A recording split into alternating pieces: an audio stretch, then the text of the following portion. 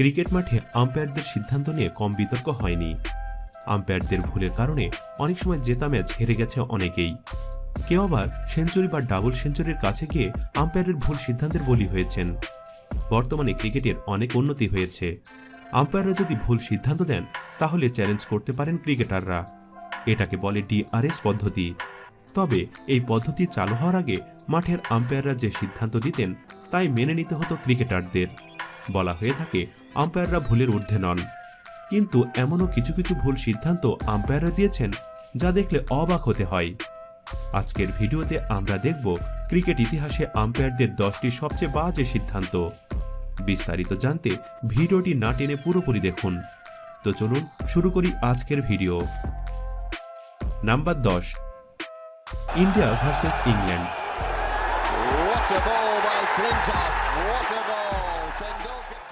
এটি 2007 সালের ইন্ডিয়া বনাম ইংল্যান্ড একদিনের ম্যাচের ঘটনা। এই ম্যাচে দারুণ ব্যাটিং করছিলেন সচিন টেন্ডুলকার। সচিন টেন্ডুলকার যখন 99 রানে, তখন বোলিং করতে আসেন অ্যান্ড্রু ফ্লিনটফ।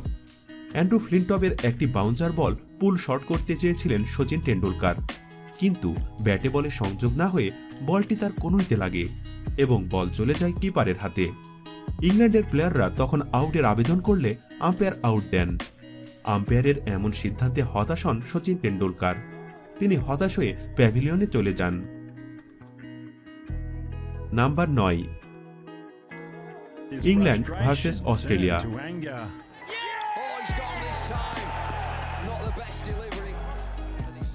এটি 2013 সালের অ্যাশেজ সিরিজের ঘটনা। ব্যাটিং করছিলেন ইংল্যান্ডের ব্যাটসম্যান স্টুয়ার্ট ব্রড। তিনি তখন 37 রানে ব্যাটিং করছিলেন। তখন বোলিং করতে আসেন অ্যাস্টন এগার। অ্যাস্টন এগারের বলে একটি শট খেলতে গিয়ে ব্যাটের বল এজ হয়ে স্লিপে ক্যাচ উঠিয়ে দেন স্টুয়ার্ট ব্রড। স্লিপে ক্যাচটি ধরেন মাইকেল ক্লার্ক। সবাই যখন উইকেট উদযাপন করতে থাকেন তখন আম্পায়ার আমিলদারের সিদ্ধান্তে সবাই হতবাক হয়ে যান। আম্পায়ার আমিলদারের এমন বাজে সিদ্ধান্ত মেনে নিতে পারছিলেন না অস্ট্রেলিয়ানরা। এটি নিয়ে অস্ট্রেলিয়ানরা একটা গানও বের করেছিলেন। এটি নিয়ে অনেক বিতর্ক হয়েছিল।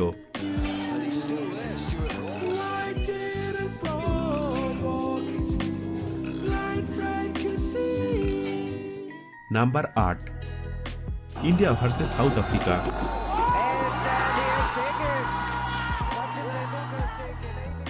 এটি 2012 সালের ইন্ডিয়া বনাম সাউথ আফ্রিকার মধ্যকার একদিনের ম্যাচের ঘটনা, যেখানে ব্যাটিং করছিলেন এবি ডিভিলিয়ার্স। বোলিংয়ে ছিলেন জহির খান। জহির খানের একটি বল এবি ডিভিলিয়ার্সের ব্যাটের কানায় লেগে স্লিপে থাকা সচিন টেন্ডুলকারের হাতে চলে যায়। সচিন টেন্ডুলকার ড্রাইভ দিয়ে ক্যাচটি তালুবন্দী করেন। আম্পায়ার আলিম তার কোনো আওয়াজ না পাওয়াতে তিনি আউট দেননি, কিন্তু বলটি ব্যাট স্পর্শ করার পরে বলের গতি পথ পরিবর্তন করে টেন্ডুলকারের হাতে চলে যায়। আউট না দেওয়াতে সৌরভ গাঙ্গুলি সহ সবাই আশ্চর্য হয়ে যায়। টিভি রিপ্লেতে স্পষ্ট দেখা যায় বল ব্যাটে লেগে পরে বলের গতিপথ পরিবর্তন হয়ে অন্য দিকে চলে যায়। Number 7, Sri Lanka versus Australia.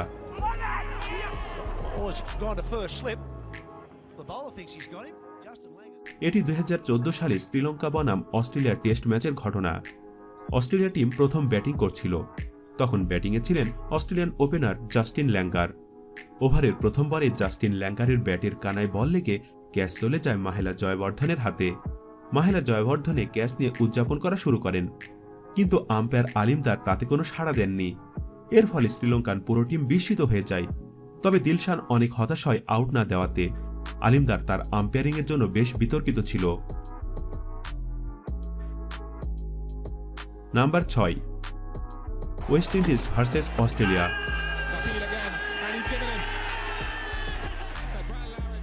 এটি 2003 সালের ওয়েস্ট ইন্ডিজ বনাম অস্ট্রেলিয়ার টেস্ট ম্যাচের ঘটনা। ব্যাটিং করছিলেন West Indies legend Brian Lara. Bowling করছিলেন অ্যান্ডি বিচেল। অ্যান্ডি বিচেলের করা একটি বল ব্যাটের কানায় লেগে বল গিয়ে লাগে ব্রায়ান লারার প্যাডে। এরপর অস্ট্রেলিয়ান প্লেয়াররা আউটের আবেদন করলে 73টি টেস্ট ম্যাচ পরিচালনাকারী আম্পায়ার শ্রীনিবাস রাঘবন ব্রায়ান লারাকে আউট দিয়ে দেন। যদিও দেখা যায় বলটি প্যাডে আঘাত করে, কিন্তু প্যাডে লাগার আগে বল ব্যাট স্পর্শ করেছিল। Number 5, Australia versus Sri Lanka.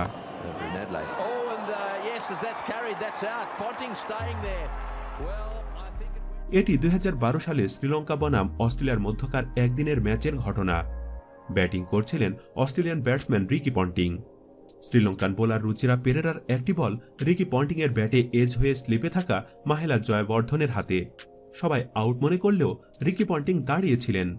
Mahela Jayawardene আউটের আবেদন করলে আম্পায়ার আউট দেননি। আউট না দেওয়ার জন্য শ্রীলঙ্কান ক্যাপ্টেনকে বেশ উত্তেজিত অবস্থায় আম্পায়ারের সাথে কথা বলতে দেখা যায়। এই আউটটি নিয়ে পরে বেশ আলোচনা হয় এবং রিকি পন্টিংকেও অনেক কথা শুনতে হয় দাঁড়িয়ে থাকার জন্য।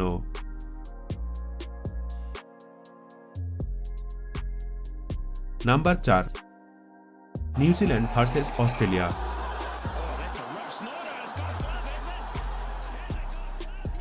এটি নিউজিল্যান্ড বনাম অস্ট্রেলিয়ার মধ্যকার একদিনের ম্যাচের ঘটনা। তখন ব্যাটিং করছিলেন অস্ট্রেলিয়ান ব্যাটসম্যান রিকি পন্টিং। নিউজিল্যান্ডের বোলারের একটি বাউন্সার বল গিয়ে লাগে রিকি পন্টিংয়ের হেলমেটে বল লাগার পরে কিপার ক্যাচ ধরেন এবং সবাই একসাথে আউটের আবেদন করেন। সবার আবেদনে আম্পায়ার সাড়া দিয়ে তিনি রিকি পন্টিংকে আউট দিয়ে দেন। রিকি পন্টিং আম্পায়ারের আউট দেওয়ায় বিস্মিত হয়ে একটি হাসি দিয়ে প্যাভিলিয়নে চলে যায়।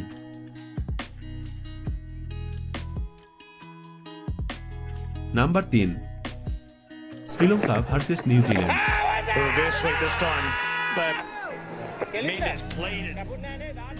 এটি 2014 সালের নিউজিল্যান্ড বনাম অস্ট্রেলিয়ার মধ্যকার একদিনের ম্যাচের ঘটনা। ওই ম্যাচে ব্যাটিং করছিলেন নিউজিল্যান্ডের ব্যাটসম্যান ড্যানিয়েল ভেটরি। বোলিং করছিলেন শ্রীলঙ্কান বোলার জীবন মেন্ডিসের একটি বল সুইপ শট খেলতে চেয়েছিলেন ড্যানিয়েল ভেটরি, কিন্তু বল গিয়ে লাগে তার প্যাডে। সবাই আউটের আবেদন করলেও আম্পায়ার তাদের আবেদনে সাড়া দেননি, কিন্তু টিভি রিপ্লেতে দেখা যায় বলটি লাইনে ছিল এবং মিডল স্ট্যাম্পে আঘাত করে। এটি দেখার পরে মাহেলা জয়বর্ধনে আম্পায়ারের সাথে কথা কাটাকাটি শুরু করেন। মাহেলা জয়বর্ধনকে 2 বার আম্পায়ারের দিকে তেড়ে আসতে দেখা যায়। Number 2, Sri Lanka versus Australia.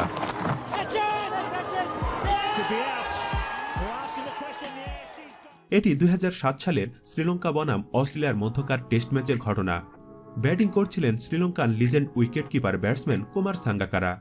বোলিংয়ে ছিলেন স্টুয়ার্ট ক্লার্কের একটি বাউন্সার বল পুল করতে গিয়ে ব্যাটে বলে সংযোগ না হয়ে বলটি তার কাঁধে লেগে স্লিপে থাকা রিকি পন্টিং এর হাতে ক্যাচ চলে যায়।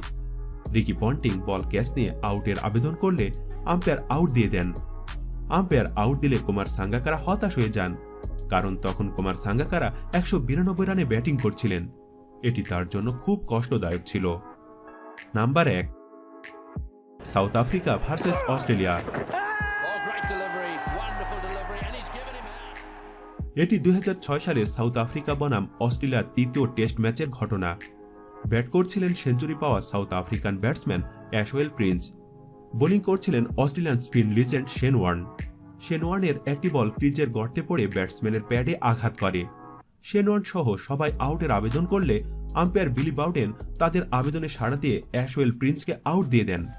পরে টিভি রিপ্লেতে দেখা যায় বলটি উইকেট লাইনের বাহিরে ছিল। আউট হওয়ার সময় অ্যাশওয়েল প্রিন্স 119 রান করেছিলেন। প্রিয় ভিউয়ার্স, ভিডিওটিতে দেখানো এই 10টি আউটের মধ্যে কোনটিকে আপনার কাছে আম্পায়ার ফিক্সিং করেছে বলে মনে হয়েছে? সেই সাথে কমেন্ট করে জানিয়ে দিন আম্পায়ারের কোন ডিসিশনটি আপনার কাছে সবচেয়ে বাজে মনে হয়েছে। ভিডিওটি ভালো লেগে থাকলে অবশ্যই একটি লাইক দিন ও অনেক শেয়ার করুন। ক্রিকেটের আরও এমন গল্প ও নানান অজানা তথ্য নিয়ে নিয়মিত ভিডিও পেতে আমাদের চ্যানেলটি সাবস্ক্রাইব করে আমাদের সাথেই থাকুন। অনেক ধন্যবাদ এতক্ষণ আমাদের সাথে থাকার জন্য।